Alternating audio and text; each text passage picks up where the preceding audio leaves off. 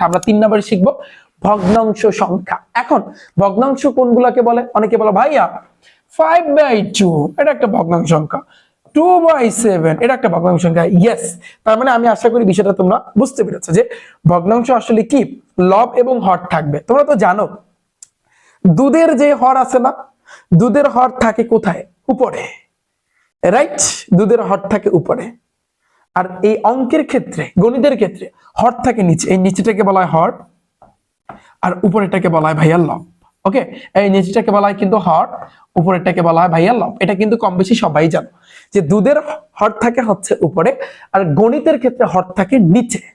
নিচে, এটা মাথায় রাখবা। ওকে, তাহলে ভগ্নাংশের জিনিসটা আমি আশা করি তোমরা সবাই বুঝতে পেরেছো যে আসলে ভগ্নাংশ জিনিসটা কি। তবে আমি আরেকটু ধারণা দিতে চাই, যেহেতু তোমরা ক্লাস 9-10 পড়তেছো, আবার তোমরা আসলে সামনে এসএসসি পরীক্ষা দিবা। দেখো পি বাই সংখ্যাকে, পি বাই কিউ আকারের সংখ্যাকে, পি বাই কিউ আকারের সংখ্যাকে কি বলে?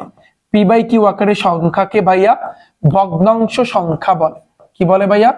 ভগ্নাংশ সংখ্যা বলে। আমার কথা বুঝতে পেরেছো? যেমন আমি যদি এক্সাম্পলটা নিই, এই যে 1/2, দেখো উপরে এই যে এই পি দ্বারা বুঝাই কি, এই উপরে একটা সংখ্যা কিউ দ্বারা, মানে জাস্ট এটা একটা তুলনা করা বুঝাইছে আর কিছু না এমনিতে। তাহলে 1/2, এখানে ভাগ আছে, সহজ কথা শুধু ভাগ থাকতে হবে, তাহলে সেটাই ভগ্নাংশ। তাহলে 1/2 হইতে পারে, 7/5 হইতে পারে, 13/20 হইতে পারে, আবার 200/1 তোমার হচ্ছে কত 5 হইতে পারে, এভাবে হইতে পারে না। এগুলাকে বলা হয় কিন্তু ভাই তোমার ভগ্নাংশ সংখ্যা।